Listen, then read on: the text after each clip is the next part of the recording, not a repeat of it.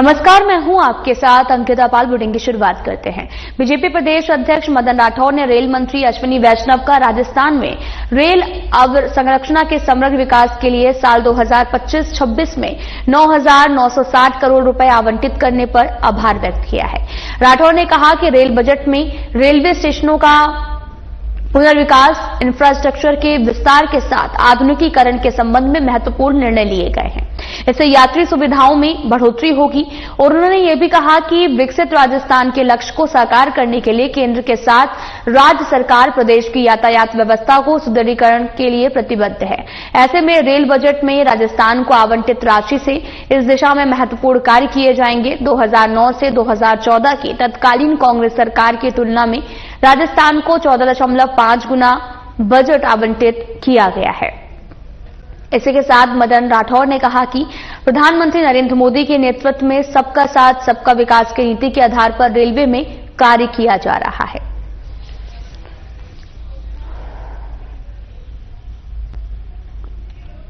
केंद्र सरकार की ओर से हर घर तक बिजली पहुंचाने के लिए शुरू की गई सौभाग्य योजना के तहत अब तक 2.86 करोड़ घरों को बिजली से रोशन किया गया है। इसके साथ ही दीनदयाल ग्राम ज्योति योजना के माध्यम से देश भर में 18,374 गांवों तक बिजली पहुंचाई गई है। ये जानकारी बीजेपी प्रदेशाध्यक्ष मदन राठौर की ओर से राज्यसभा में पूछे गए अंतराकृत प्रश्न के जवाब में दी गई है। राठौर ने भी कहा कि केंद्र सरकार देश को बिजली उत्पादन में आत्मनिर्भर बनाने के साथ ही हर घर को 24 घंटे बिजली उपलब्ध करवाने की दिशा में काम कर रही है। इसके चलते साल 2024 में देश भर में ग्रामीण और शहरी क्षेत्र में औसतन बिजली सप्लाई भी 21.9 से 23.4 घंटे रही है। इसके लिए उन्होंने प्रधानमंत्री नरेंद्र मोदी का आभार व्यक्त करते हुए कहा कि 2014 में जब उन्होंने पीएम की कुर्सी संभाली थी तो देश में कुल बिजली उत्पादन 230 गीगावाट था, जो अब बढ़कर 462 गीगावाट हो गया है। इससे देश बिजली की कमी से मुक्त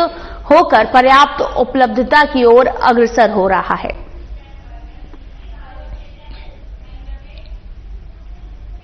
शिक्षा मंत्री मदन दिलावर की अध्यक्षता में शिक्षा संकुल के सभागार में राष्ट्रीय शिक्षा नीति 2020 के क्रियान्वयन पर एक महत्वपूर्ण बैठक हुई है। बैठक में राष्ट्रीय शिक्षा नीति 2020 के क्रियान्वयन और राज्य में शिक्षा के संरचनात्मक सुधार के लिए शिक्षा विभाग की ओर से चलाए जाने वाले मुख्यमंत्री शिक्षित राजस्थान अभियान यानी कि MSRA के बिंदुओं सहित शिक्षा के क्षेत्र में समग्र विकास, आधुनिक शिक्षा पद्धति, आवश्यक सुधार के संबंध में विस्तृत चर्चा हुई है। शिक्षा मंत्री ने प्रारंभिक शिक्षा के सुंदरीकरण और मातृभाषा में प्रारंभिक शिक्षा पर जोर देते हुए कहा कि अब तक 12 जिलों का स्थानीय शब्दकोश तैयार किया जा चुका है। अन्य जिलों का शब्दकोश भी जल्द तैयार कर लिया जाएगा। उन्होंने RSCERT में योग्य शिक्षाविदों की सहायता लेकर गुणवत्तापूर्ण कार्य और विद्यार्थी हितों से जुड़े कार्यों को चरणबद्ध रूप से संपादित करने की प्रतिबद्धता दिखाई है। साथ ही शिक्षाविदों की ओर से साझा किए गए सुझावों पर विचार विमर्श करने और अमल में लाने का आश्वासन भी दिया है।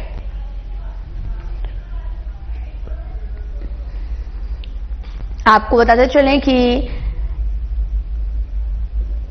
MSRA के बिंदुओं पर विचार जो है वो किया जा रहा है और साथ ही आपको ये भी बताते चलें कि NEP 2020 के क्रियान्वयन पर भी चर्चा की गई है।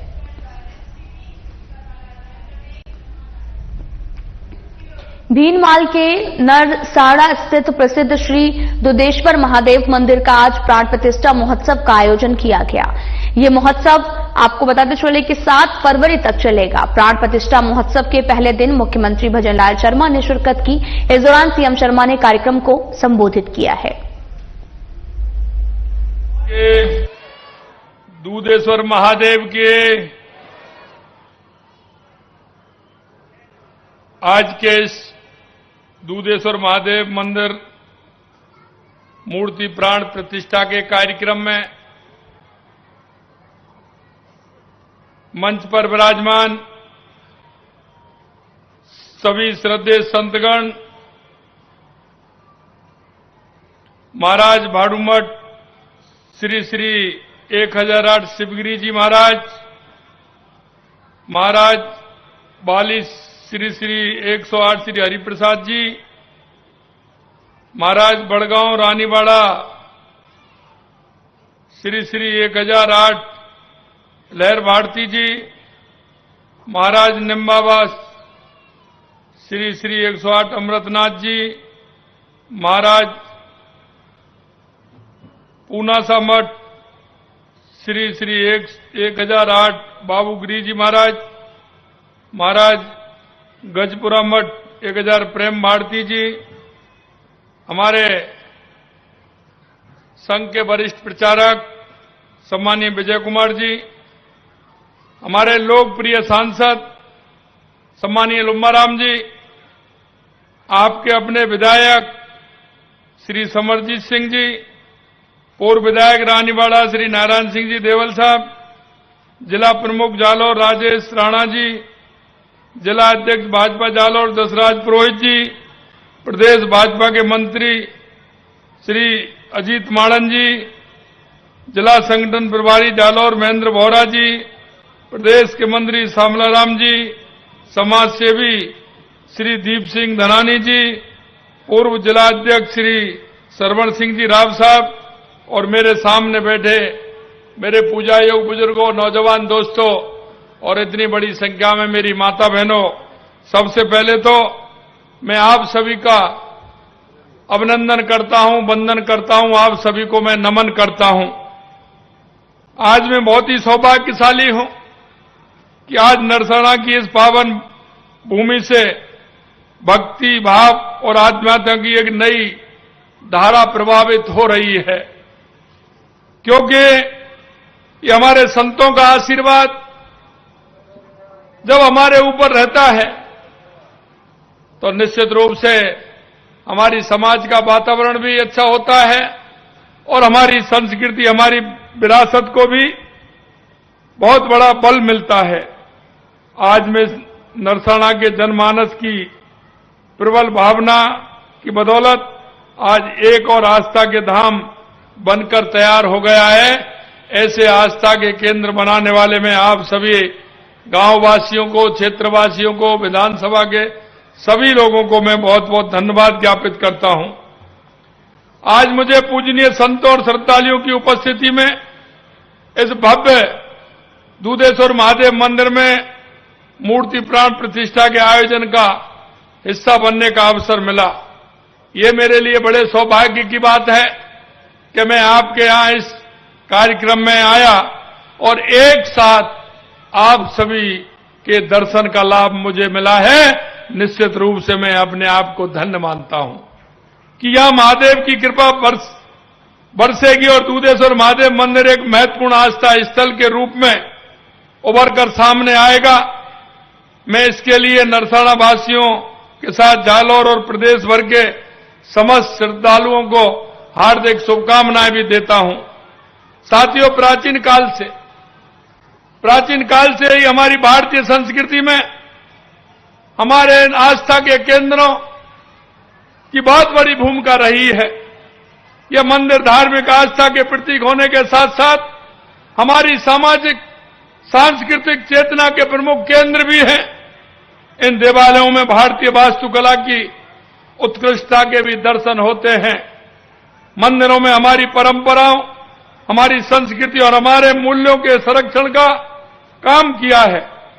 सार के रूप में कहूं तो मंदिर भारतीय सनातन संस्कृति की आत्मा है, आत्मा, क्योंकि हम इनके माध्यम से हमारे अंदर जो ऊर्जा हमें मिलती है, निश्चित रूप से वो ऊर्जा हमारे मन को भी संतुष्ट करती है और आने वाली पीढ़ी को एक आस्था के रूप में, एक सांस्कृतिक विरासत के रूप में एक रास्ता भी दिखाती है। मंदिरों ने हमारी परंपरा, हमारी संस्कृति, हमारे मूल्यों के संरक्षण का काम किया है। आध्यात्मिक क्षेत्र में भारत की जो उपलब्धियां रही हैं, जो पहचान है, उससे हमारे मंदिरों का अहम योगदान है। क्योंकि हमारी जो संस्कृति है, हजारों सालों की जो हमारी विरासत है, हमारे देश के यशस्वी प्रधानमंत्री नरेंद्र मोदी जी कहते हैं विकास भी और विरासत भी, और हमारी विरासत को सजाए हुए हम आगे बढ़ते हैं तो निश्चित रूप से हमारी विरासत पर हमें गौरव होता है। इसलिए मैं आपको धन्यवाद देना चाहता हूं कि आप सभी विरासत को बढ़ाने का काम कर रहे हैं।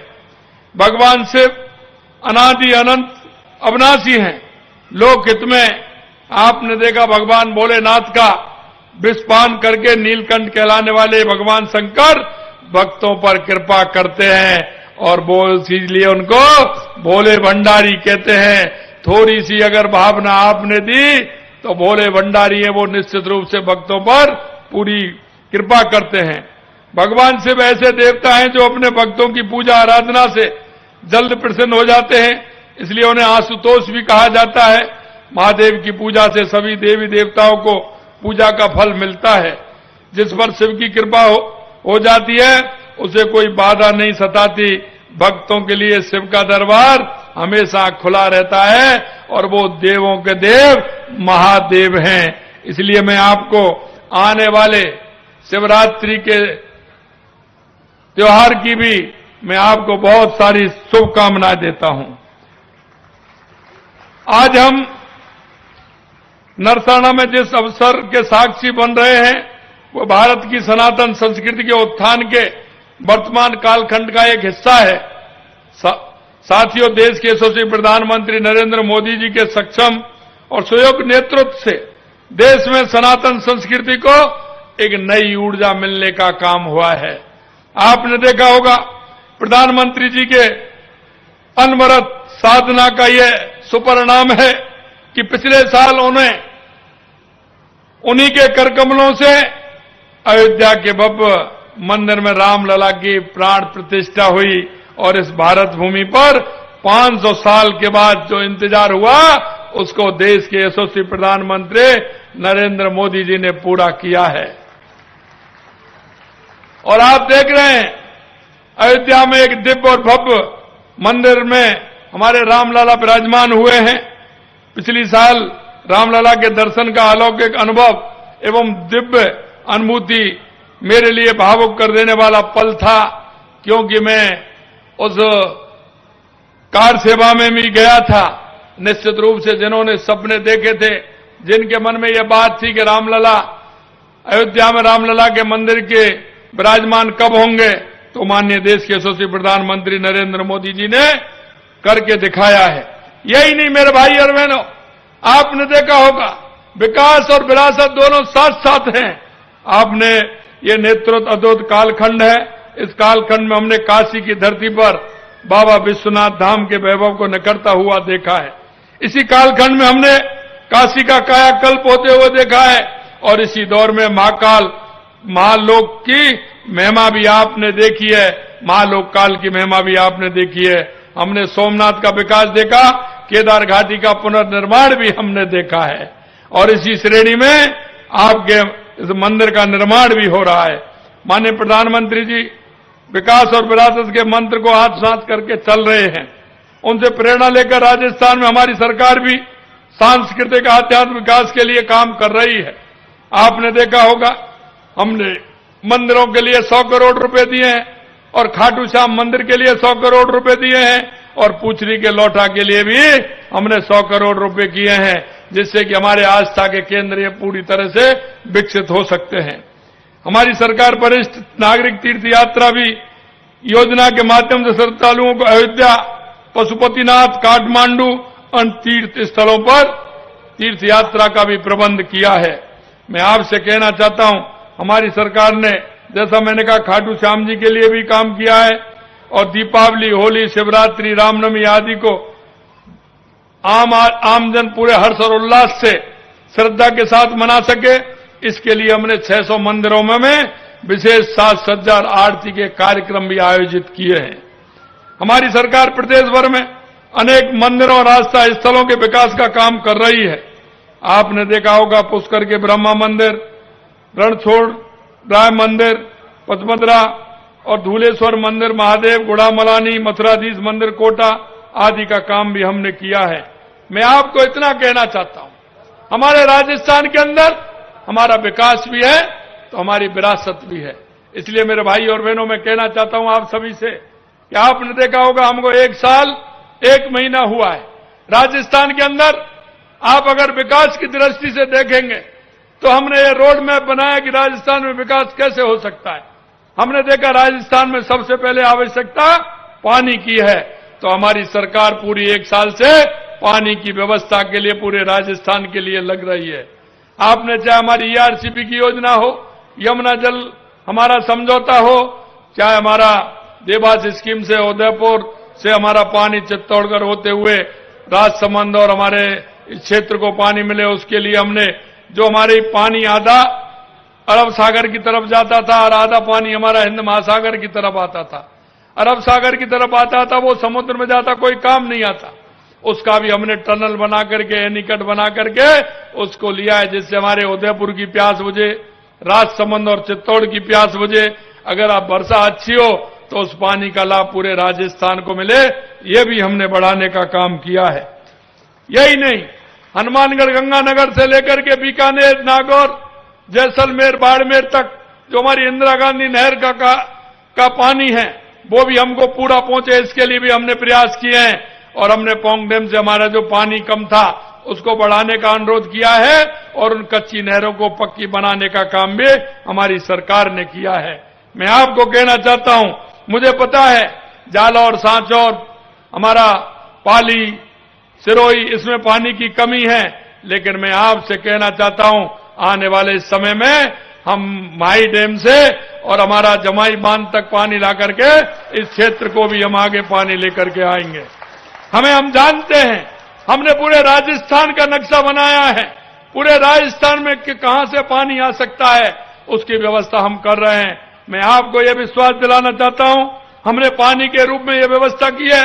आगे आने वाले समय में हमारे 2-3 प्रोजेक्ट आए हैं ईआरसीपी का। 13 दिसंबर को देश के यशस्वी प्रधानमंत्री नरेंद्र मोदी जी ने उसका शिलान्यास किया है। यमुना जल का हमारी अभी टास्क फोर्स बनकर के उसका काम भी डीपीआर के लिए बन रहा है, इसका भी हम काम कर रहे हैं, क्योंकि सोम कमलाम से पानी आएगा और वो पानी आकर के जमाई बांध में आएगा माई डैम से, इसके लिए भी हम आगे बढ़ रहे हैं। और जमाई डैम से वो पानी आपके यहां तक आए, इसकी हम पूरी तरह से व्यवस्था करेंगे, ये भी हम आपको विश्वास दिलाते हैं। क्योंकि योजनाएं बड़ी हैं, समय लगता है, लेकिन हम आपको यह विश्वास दिलाते हैं कि योजनाओं को धरातल पर लाने की हमारी सरकार पूरी तरह से कोशिश कर रही है। और मैं एक बात और कहना चाहता हूं, दूसरी समस्या हमारी यहां बिजली की थी, हमारे किसान को बिजली नहीं मिलती थी। हमने किसानों से वायदा किया है कि हम 2027 तक किसान को दिन में बिजली देंगे।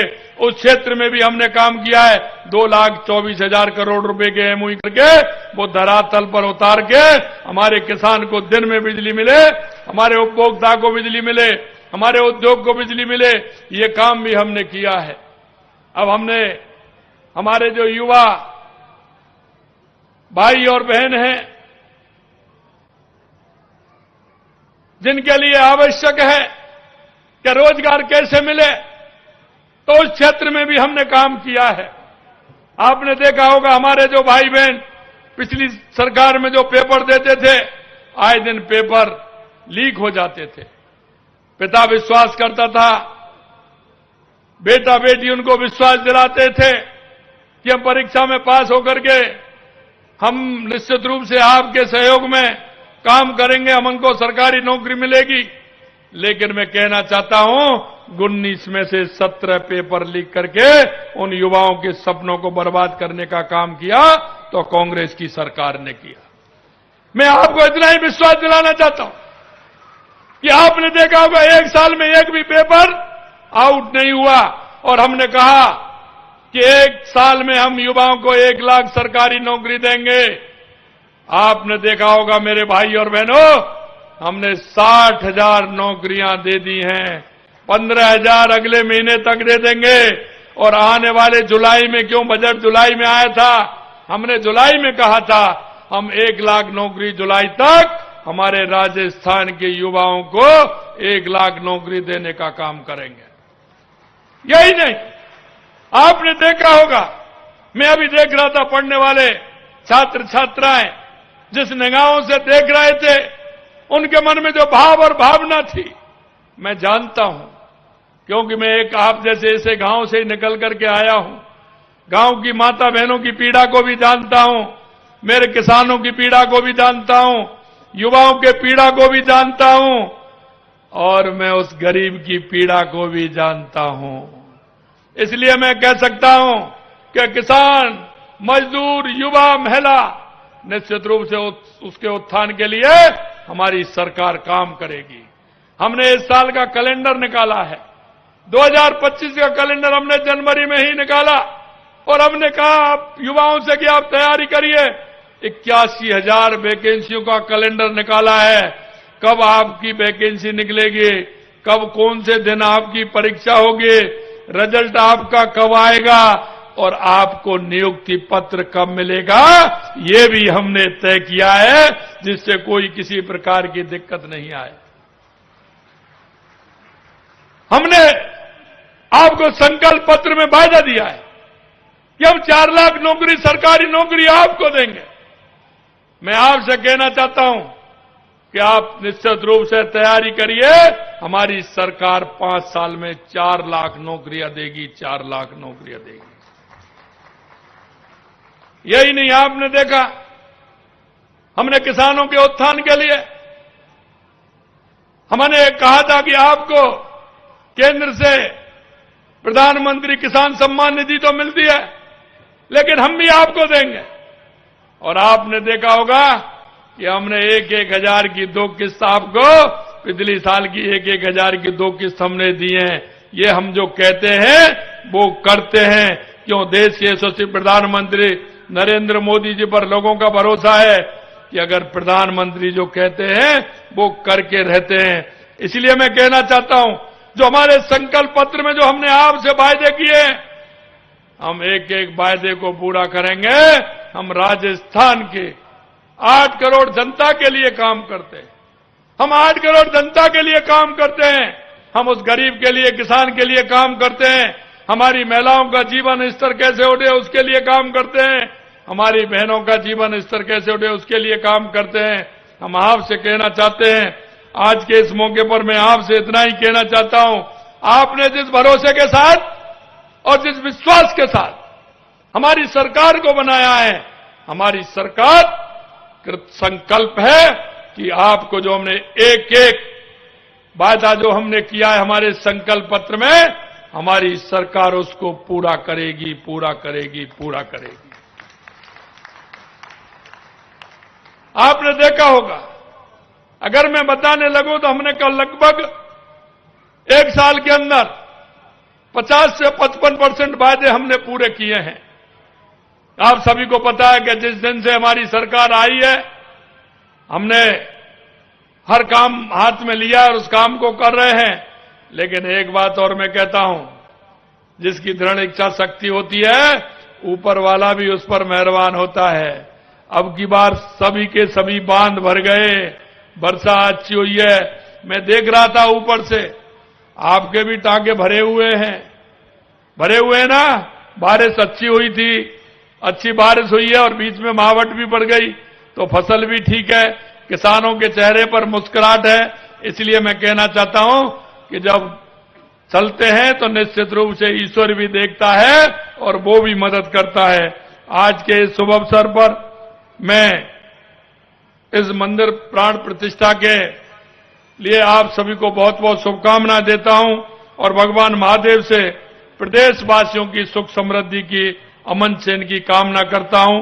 पुनः आप सभी को बहुत बहुत शुभकामनाएं, बहुत बहुत धन्यवाद। जय हिंद, जय भारत, जय राजस्थान, जय राजस्थान।